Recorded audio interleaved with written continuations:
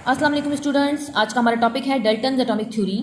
इससे पहले हमने बात की थी डेमोक्रिटस की थ्योरी की, जो कि फर्स्ट थ्योरी ऑफ एटम भी कहलाती है। आज हम डाल्टन एटॉमिक थ्योरी को स्टडी करेंगे, लेकिन डाल्टन एटॉमिक थ्योरी पढ़ने से पहले हम जॉन डाल्टन के बारे में कुछ जान लेते हैं कि जॉन डाल्टन कौन थे। John Dalton was born in a poor weavers family in 1766 in England. आप 1766 में इंग्लैंड में एक गरीब वीवर फैमिली में पैदा हुए। He began his career as a teacher at the age of 12। 12 साल की उम्र में उन्होंने अपनी कैरियर का आगाज़ एक टीचर से किया। 7 years later he became a school principal. 7 साल बाद आप एक स्कूल प्रिंसिपल मुकर्रर हुए। In 1796 Dalton left for Manchester to teach physics, chemistry, mathematics in college.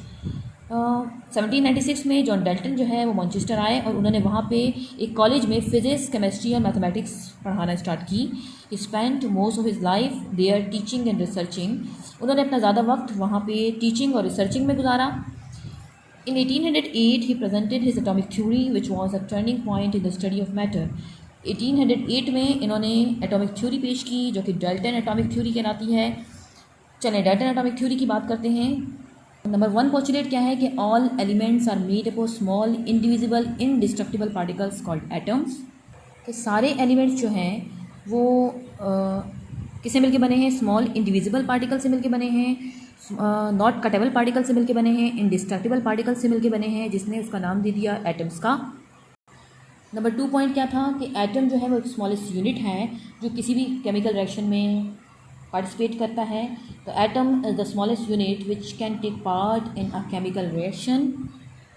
तो किसी भी केमिकल रिएक्शन में जो सबसे स्मॉलेस्ट यूनिट होता है वो क्या है? एटम है। ये डाल्टन एटॉमिक थ्योरी का सेकंड पोस्टुलेट था।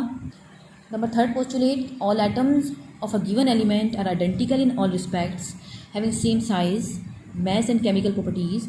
किसी भी एलिमेंट में जो एटम्स मौजूद होंगे वो हर लिहाज से क्या होंगे? सेम होंगे। उसका साइज़, उसका शेप, उसका मैस और उसकी केमिकल प्रॉपर्टीज़ क्या होंगी? सेम होंगी। ये थर्ड पॉइंट था डाल्टन एटॉमिक थ्योरी का। फॉर एग्जांपल अगर हम हाइड्रोजन की बात करते हैं तो सपोज़ करें मेरे पास एक ये हाइड्रोजन है, दूसरा मेरे पास ये हाइड्रोजन है, तो इसके अंदर जो मौजूद एटम्स होंगे और इसके अंदर जो मौजूद एटम्स होंगे अकॉर्डिंग टू डाल्टन, इसने कहा कि इसका जो साइज़, इसका मैस, इसकी शेप और इसकी केमिकल प्रॉपर्टीज़ दोनों एक दूसरे से क्या होंगी? मिलती जुलती होंगी। नंबर 3 पोस्टुलेट क्या था कि the atoms of one element differ from the atoms of other element. मतलब एक एलिमेंट के जो एटम्स होंगे वो दूसरे एलिमेंट के एटम्स से डिफरेंट होंगे इन ऑल रिस्पेक्ट। साइज़ में, मैस में, शेप में, केमिकल प्रॉपर्टीज़ में वो डिफरेंट होंगे। फॉर एग्जांपल अगर हम बात करते हैं 2 डिफरेंट एलिमेंट की, जैसे हमारे पास एक है अर्गन और एक है पोटेशियम। तो अकॉर्डिंग टू डाल्टन ने कहा कि ये जो दोनों एलिमेंट हैं इसमें जो एटम्स होंगे वो दोनों एक दूसरे से क्या होंगे? डिफरेंट होंगे। उसका साइज़, उसका एटॉमिक मैस, उसकी केमिकल प्रॉपर्टीज़ क्या होंगी? डिफरेंट होंगी। ये डाल्टन एटॉमिक थ्योरी का 4th पोस्टुलेट था। Number 5th postulates Dalton atomic theory का क्या था कि compounds are made when atoms of more than one element combine in a simple whole number ratio. Compounds form होंगे जब एक से ज़्यादा एलिमेंट्स के जो एटम्स होंगे जो वो कंबाइन होते हैं सिंपल होल नंबर रेशियो में। फॉर एग्जांपल अगर हम वाटर की बात करते हैं H2O, तो H2O क्या है? एक मॉलिक्यूल है। हमारे पास इस H2O के हाइड्रोजन के 2 एटम और ऑक्सीजन का 1 एटम मिलेगा तो क्या बनाएगा? कंपाउंड फॉर्म करेगा। तो डाल्टन ने क्या बोला कि compounds are formed when atoms of more than one element combine in a simple whole number ratio. कि अगर हमारे पास कंपाउंड फॉर्म होगा जब एक से ज़्यादा एलिमेंट्स के जो एटम्स होंगे वो कंबाइन होंगे सिंपल होल नंबर रेशियो में। ये डाल्टन एटॉमिक थ्योरी का 5th पोस्टुलेट था। Number 6 postulate, a chemical reaction is a rearrangement of atoms, but atoms themselves are not changed.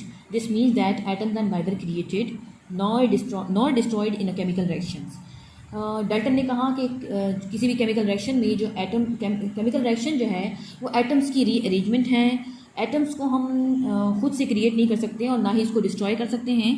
तो नंबर 6 पॉइंट क्या है कि अ chemical reaction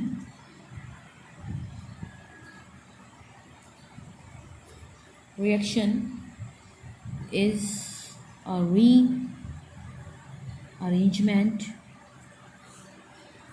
of atoms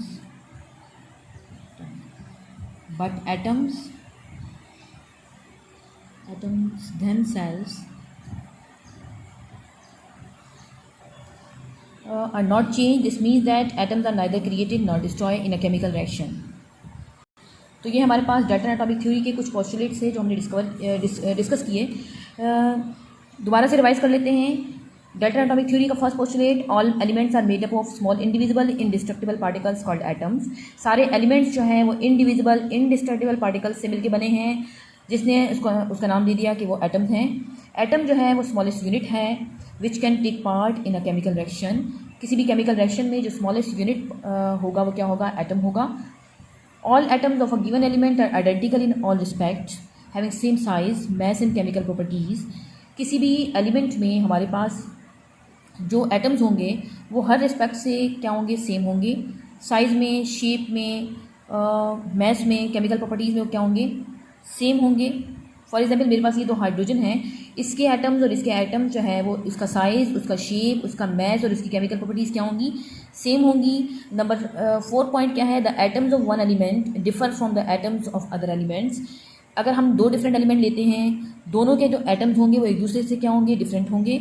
compounds are formed when atoms of more than one elements combine in a simple whole number ratio.